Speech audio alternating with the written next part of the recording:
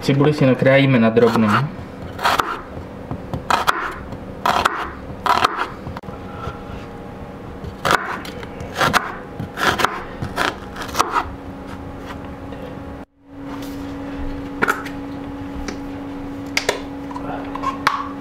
Tak, nalijeme trošku slunečnicového oleje. Rozehřejeme pánev.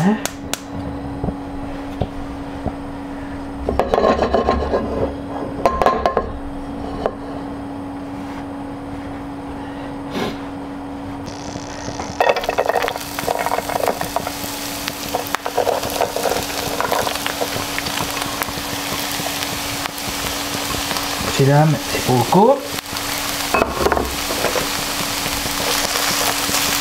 a osmahneme ji do zlatova.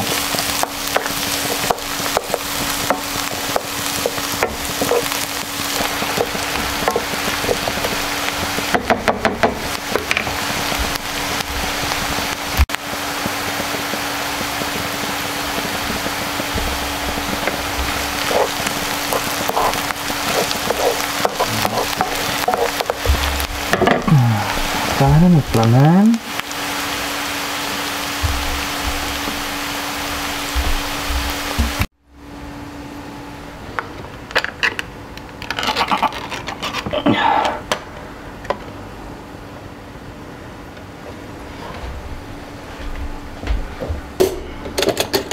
Otevřeme si konzervu s vepřovým masem.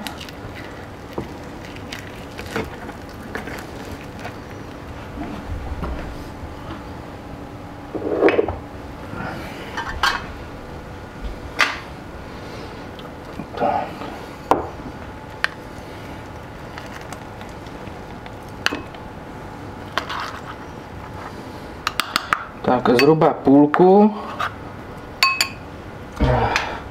si připravíme. Tak.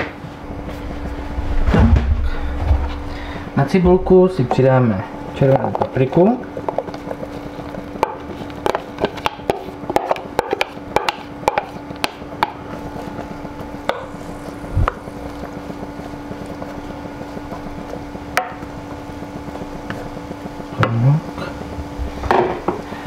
A budeme ji chvilku restovat, dokud nezměkne.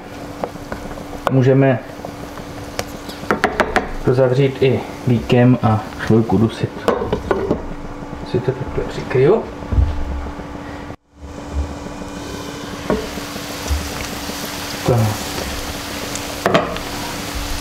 Když máme lehce orestovanou papriku, přidáme konzervu s vepřovým masem.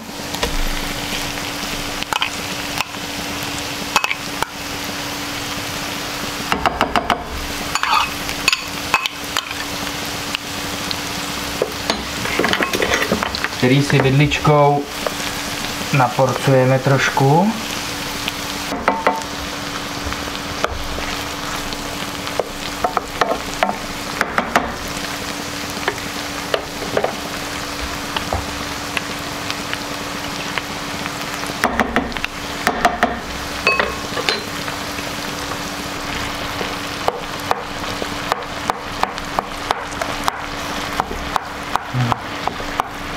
Maso už nám krásně změklo, takže ho můžeme lépe rozšťouchat.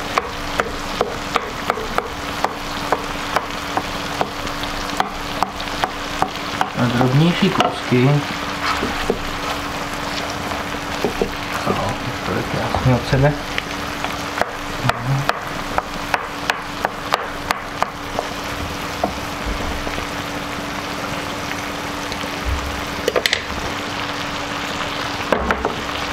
Tak.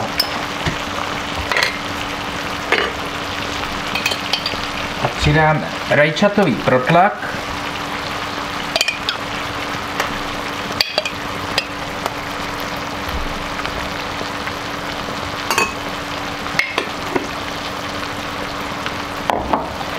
A mletou papriku. Já dávám pálivou, protože to mám rád pálivější.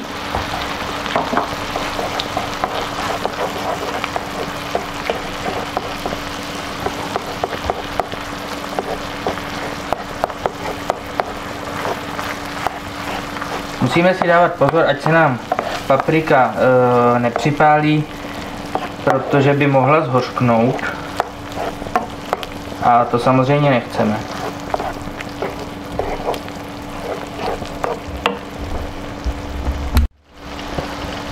Tak, stáhli jsme si trochu plamen a přilijeme trošku vlažného mléka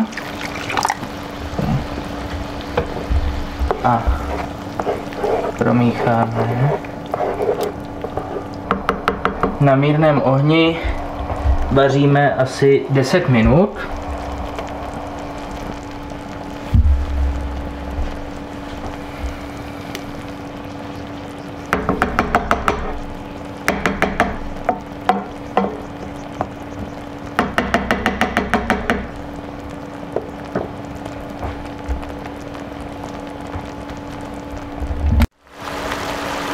Tak, nakonec trošku osolíme.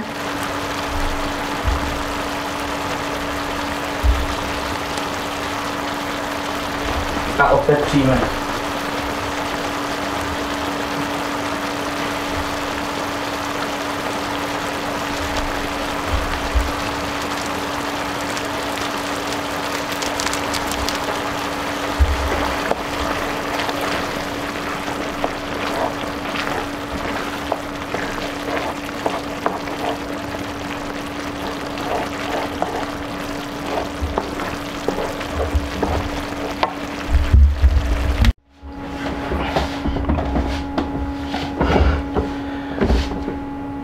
Tohle bylo fakt skvělý.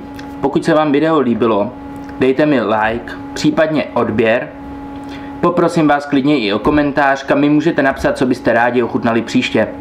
Jsem zvědavý na všechny recepty, ať už ty naše nebo cizokrajiny. A klidně mi pište i ty nejbizarnější recepty a v nějakým příštím videu si je určitě vyzkoušíme a já je osobně ochutnám. Mějte se hezky. Čau. Tak to ochutnáme. No.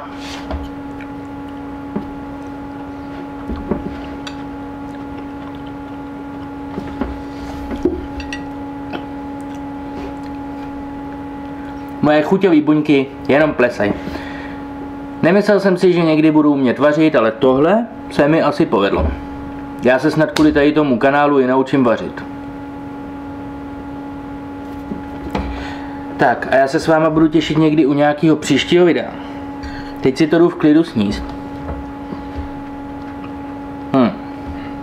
A pište mi do komentářů, co byste chtěli, abych uvařil příště, abych vyzkoušel, ať už z cizokrajní kuchyně, nebo z téhle. A nebo mi napište jakýkoliv bizarní recept, který byste chtěli zkusit, ať ochutnám. A může se stát, že v nějakém příštím videu to pro vás udělám.